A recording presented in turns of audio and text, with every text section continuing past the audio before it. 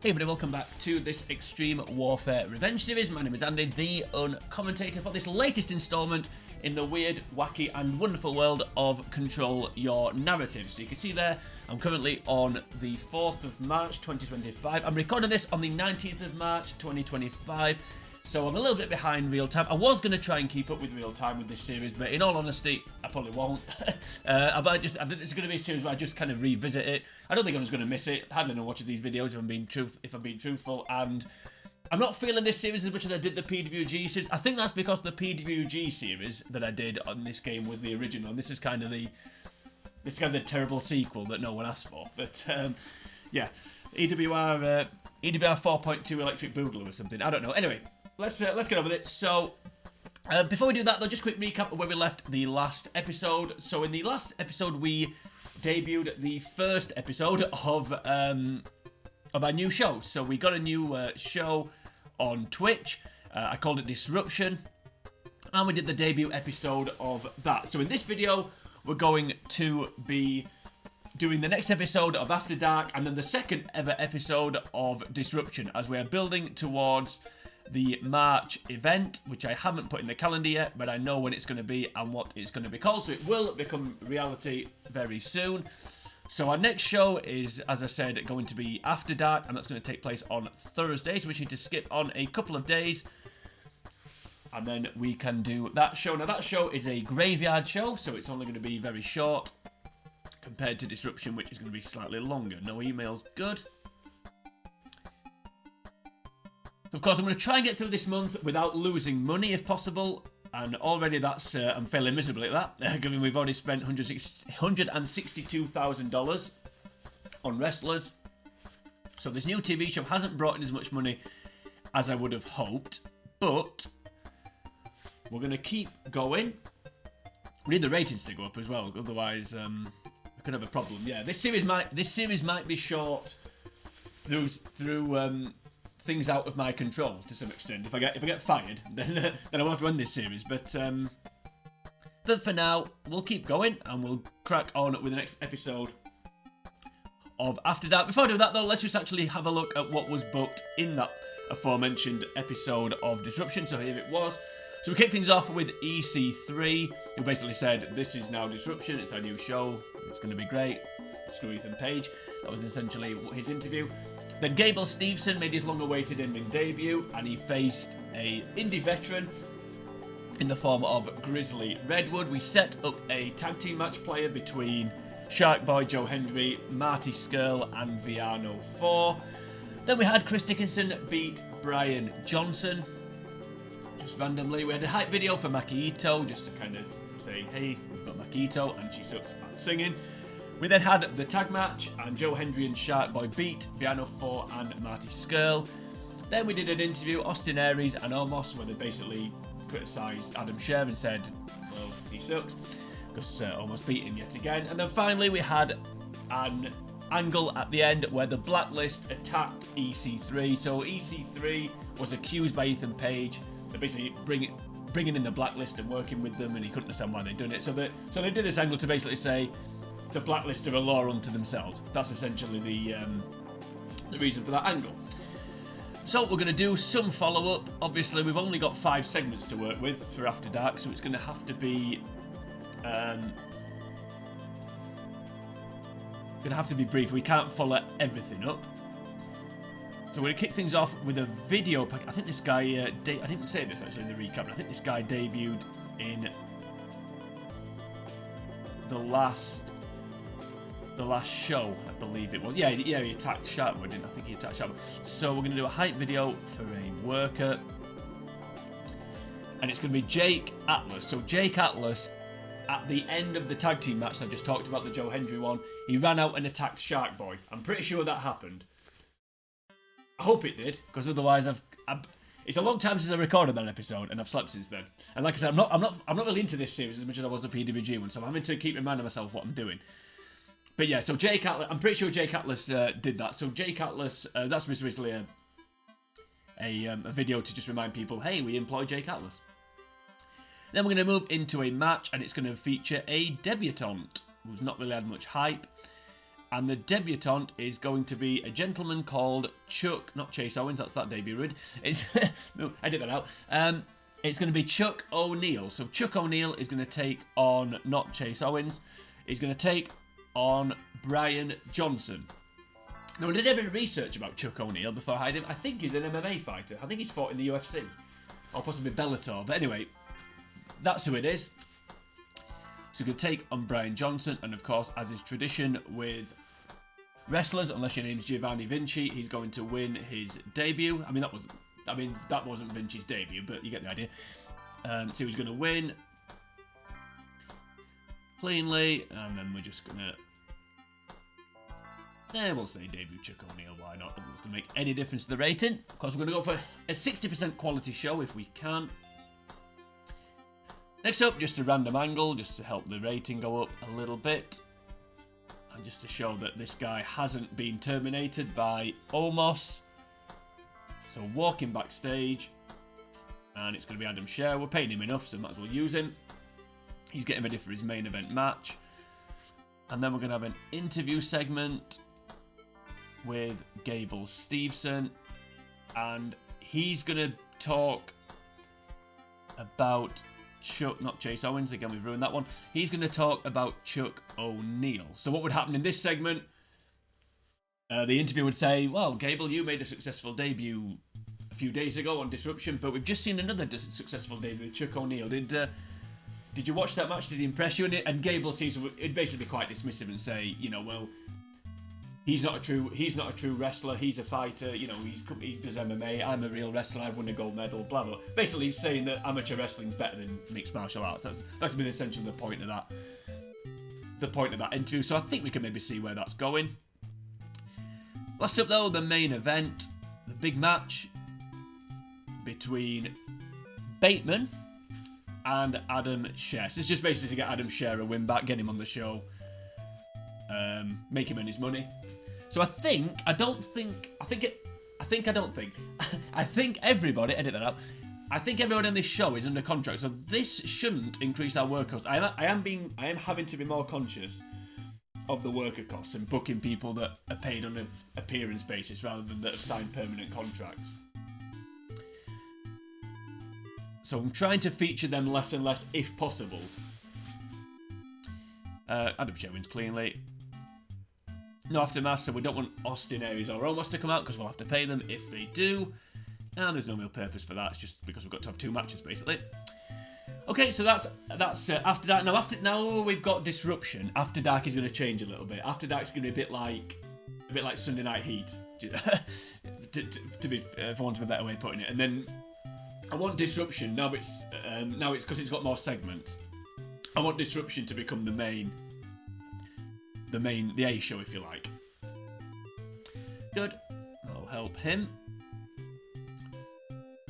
That was a good match.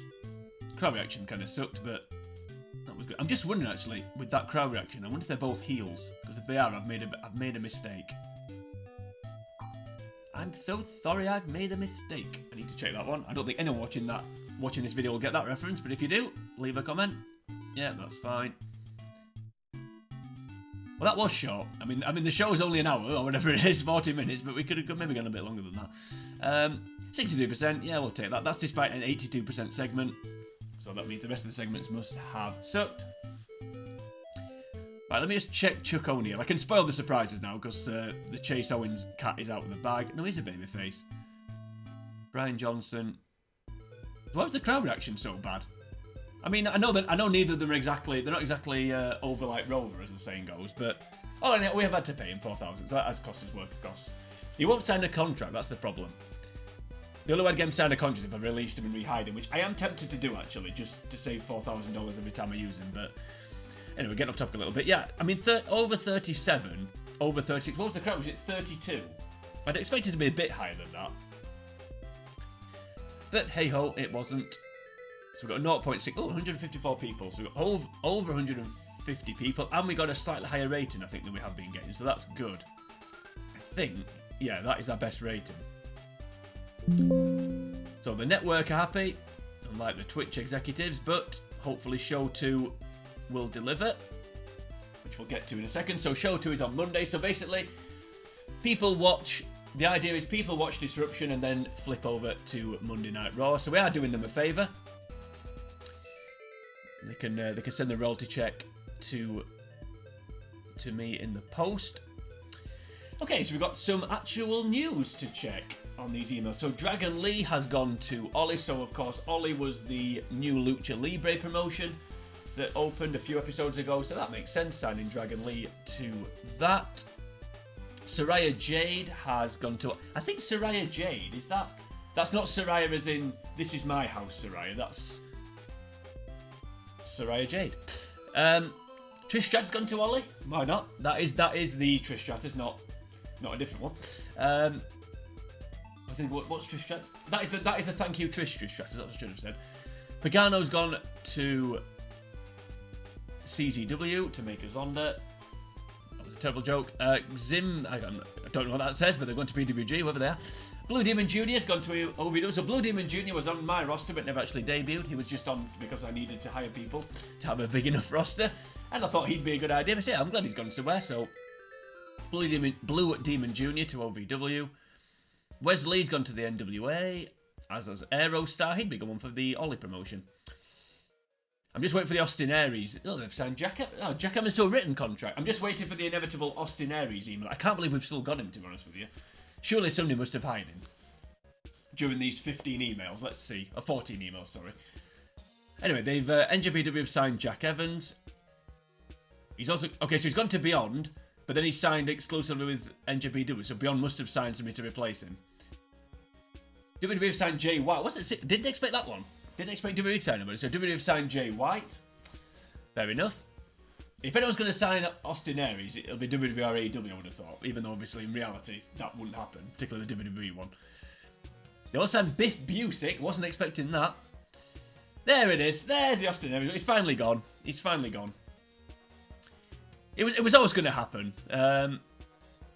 He lasted as long as he could. It's a shame as well, actually, because I did have plans for him for the March event. So card subject to change there. I'm gonna have to have a rethink there. Thankfully, the next show that I've got booked, I'm just looking at the lineup, and he's not booked. So that's good. I can get a replacement in place. Oh, they've signed Doug Williams as well. Okay, so Doug Williams, Austin Aries, Biff Busick, and Jay White to WWE. Let me just check WWE's roster very quickly. Brock Lesnar's the top star, is it? I just want to check Biff Busick. Or Busick. Yeah, Birch and... Yeah, I would say, is it only Lorcan and the other guy? Okay. Yeah, Danny Birch, yeah. I didn't realize Martin Stone was... in that team. Fair enough. Okay, so yeah, so Austin Aries is gone. So now, do we need to hire somebody? Yeah, we need to hire one more person. Small roster makes us look unprofessional. Right, okay, so I'm just gonna hire somebody because you can lose what's it called? Public image if your roster's too small. So I'm gonna just hire somebody like I did Blue Demon Jr. just to basically make sure we've got enough people. So let me do that now. Quick segue here onto this list. I mean, we could bring Blue Demon Jr. back. I'm actually half tempted to do that, but we won't. We'll bring in... to be fair, it doesn't really matter. I just need to get through this next show, and then I'll have to have a proper rethink. So we just need to hire someone who would be a main eventer, i.e. Blue Demon Jr. So I think somewhere in that region is fine.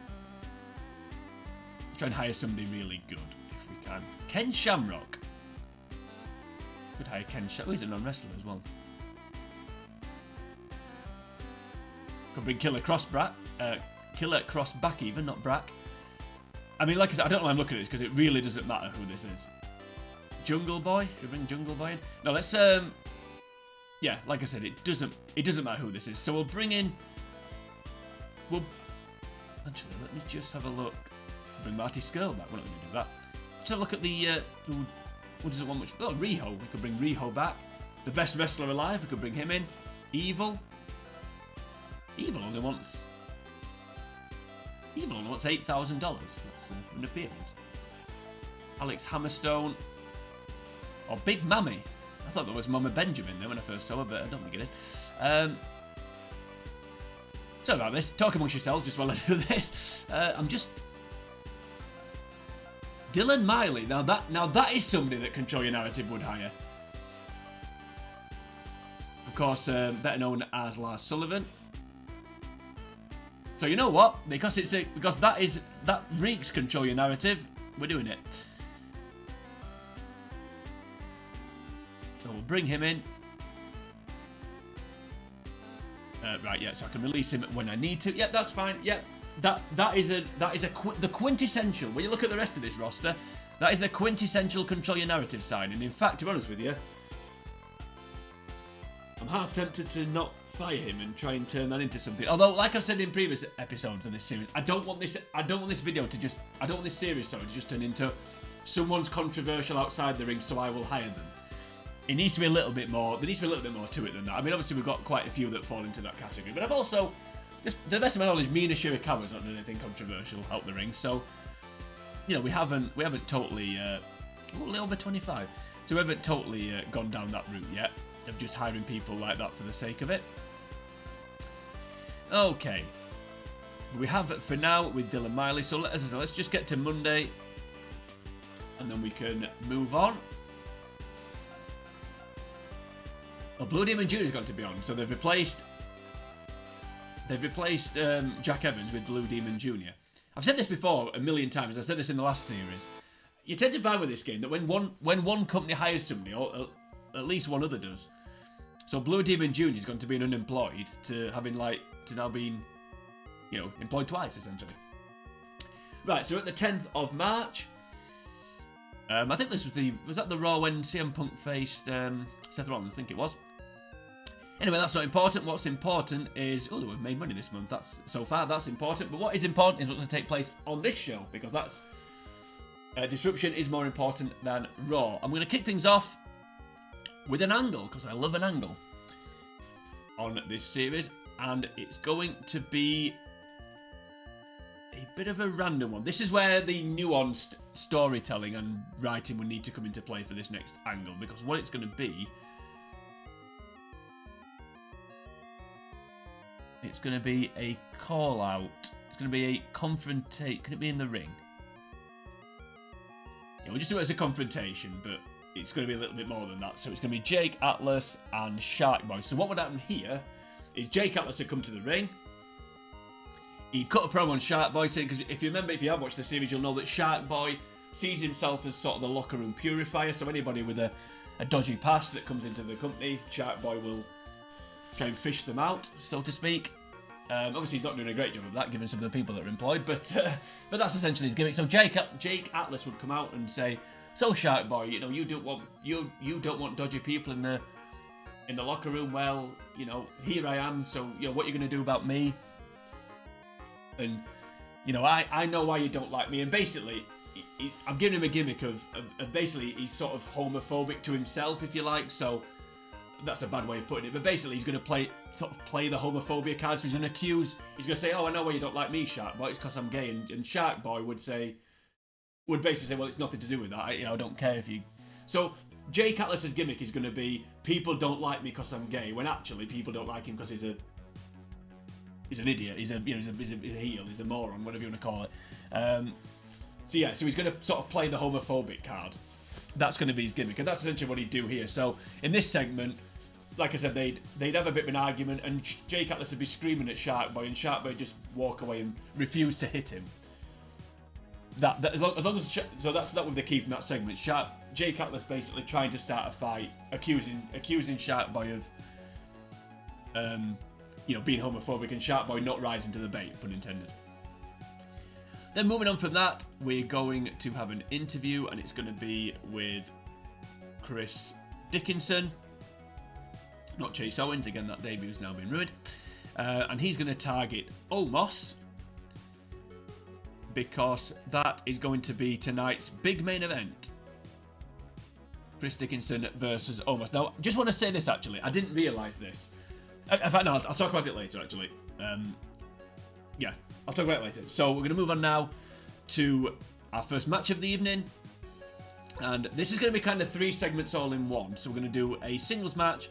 It's going to be our new signing, not Chase Owens, Chuck O'Neill and Bateman.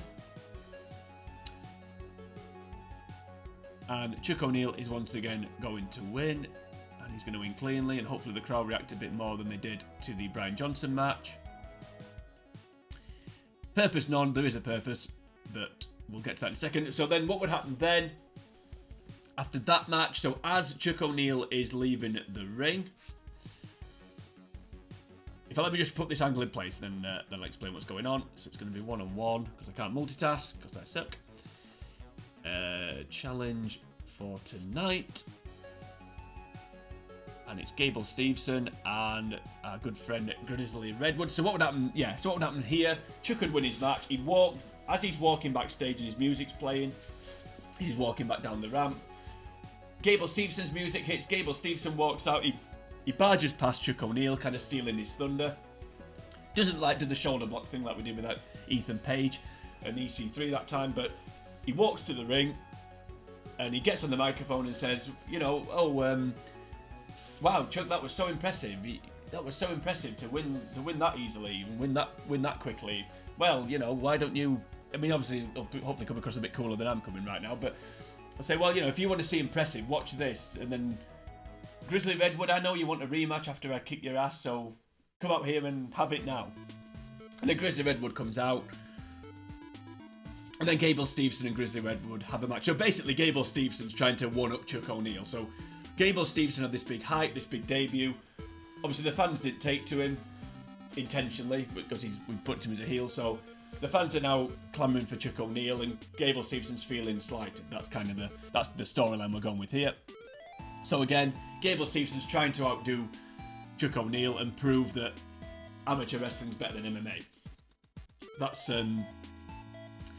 the storyline. Again, I think you can all see where this is going, but for those of you that can't, I'll do a WWE thing and explain it to you. Although that doesn't happen as often as it used to. Of course. Yep, so Gable Steveson wins. The guy whose name begins with G wins, and he wins cleanly. And you know what, he can beat him down after the match. Just to really prove what a dickwad he is. I don't normally swear on these videos. Is that swearing? Probably is. Yep, so we'll put build to a future match, because that's what I should have put for Chuck O'Neill, because again, we can all see where this is going. And then we're going to do another hype video, because I love a video package with this promotion. This is basically just to try and keep him happy. So Adam shared, so just basically a recap of him destroying Bateman from After Dark. 2 segments to go, the first of which is going to be an interview, and it's going to be with, I believe it's Joe Hendry, yes it is, and he's going to target Viano 4 randomly. So he's going to have a, so Viano 4 and Joe Hendry are part of that tag team match with Marty Scurll and the other guy, Shark Boy. Yeah, Shark, it was Shark, wasn't it? Yeah. Marty Scurll and Shark Boy. So he just basically says something like, I've been in the ring, I got the win with Viano 4, he's a legend, but I didn't like this, that, or the other, and, you know, he's got a problem. He wants to come back and resolve it. Something like that, I don't know, words to that effect. And then the main event of the evening is going to be Chris Dickinson and Omos, which we've already mentioned, so we are going to have to pay Omos to appear. Chris Dickinson versus Omos. And Omos is going to win. Now, I did have it. Now, it is due to a run-in. However, it wasn't planned on being Austin Aries. That's despite the fact that Omos is his manager. And that's because I was trying to save money not using Austin Aries. I don't have that problem anymore because Austin Aries is gone. But it's going to be a run-in, and it's going to be a debut. It's going to be a debut run-in from the big debut. Let's hype it up. You'll never believe who it's going to be.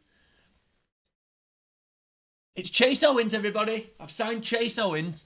So Chase Owens is going to run in, and he's going to assault Chris Dickinson. And then no aftermath, and that's to debut Chase Owens.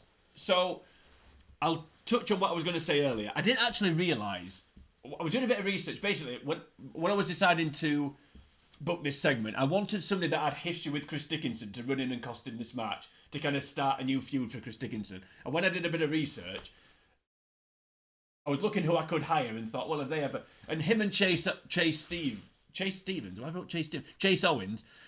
I've got Chase Stevens on my notes. That's somebody else altogether. We'll edit that out.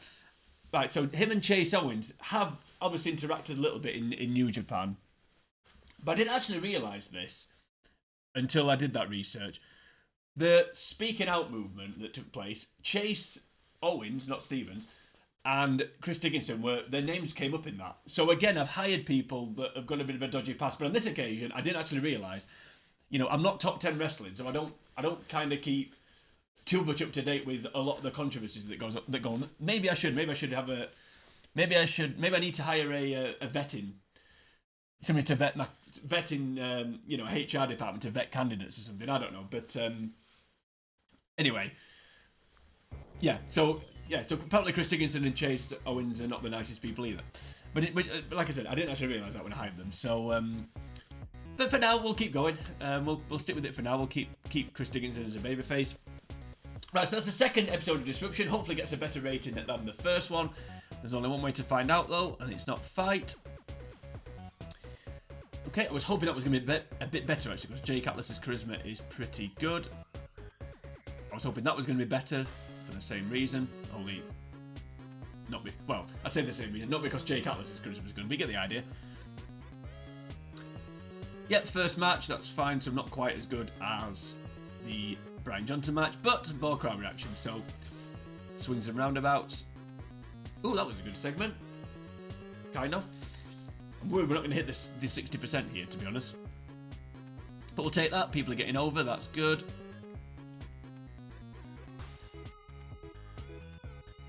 That kind of wasn't very good. Okay. The crowd action's not really happening, is it, for these matches? That's better. There we go. 79%. Can that drag the rest of the show up? Even so, that should have been better. That was good. Well, getting overness. I mean, I am worried about this show, actually. 66%. Okay. I'm going to feel we're going to be under 60% here, which I don't think is good, to be honest with you. Oh, no, we've just made 60%. We'll take that, to be honest with you. Given all the 50% segments there was there, I'll take that. So we've hit the 60% mark. Now, can we get a better rating? Can we get a rating similar to the rating we got for After Dark? We need it, to be honest with you. Let's see. Oh, there we go, 0.7. So we're up 0.2 from the last episode of Disruption. So that's good. So that means we're unlikely now to get cancelled. So that means this series might continue. Oh, there we go. Our rating's superb. So the ratings have gone from being the network threatening to cancel us to superb. So that's good, and I think that's a good point to end this video. So I've got a bit of work to do before the next video. Like I said, I'm not going to be as consistent with this series. Part of the reason is I'm not feeling it, and part of the reason is I do want to get back to doing more console-based games, and also I've got another laptop game that I'm thinking of doing, which is going to be another potentially epic series, and also I've got a new job, which is going to take up a lot of my time for the next few months or so. So the stream of videos the well of videos may run dry for a little bit, but for now, I'll try and keep churning out content. But also for now, let's end this particular piece of content because we are done and dusted for this episode. So if you enjoy this video, then please like and share the video. You can also leave a comment on the video should you choose to do that. While you're here on YouTube, if you head on over to the channel, the commentator, you'll find the rest of the videos in this playlist. You'll also find a myriad of other games that I have played through. If you like wrestling, then please go and check out my WWE Crush Hour playthrough. Also, check out my other EWR Extreme Warfare Revenge series where I booked PWG. Also, as it's WrestleMania season, kind of in real life, we're on the road to WrestleMania trademark. I made a video about a fantasy booking video about booking my dream WrestleMania. So please go and check that out. There's also going to be a similar type of video coming out for this year's WrestleMania, so keep an eye out for that. If you don't like wrestling, then I'm not quite sure why you're watching this video, but if you don't, there's plenty of other content for you to enjoy, including Pokemon, including Streets of Rage, including Sonic the Hedgehog, a game called Haunting, which I've launched recently, and some Kirby games and a few other bits and pieces as well. But next time, I'm going to be moving on, booking the next 2 shows for Control Your Narrative. But to that point, for now, from me, is sayonara.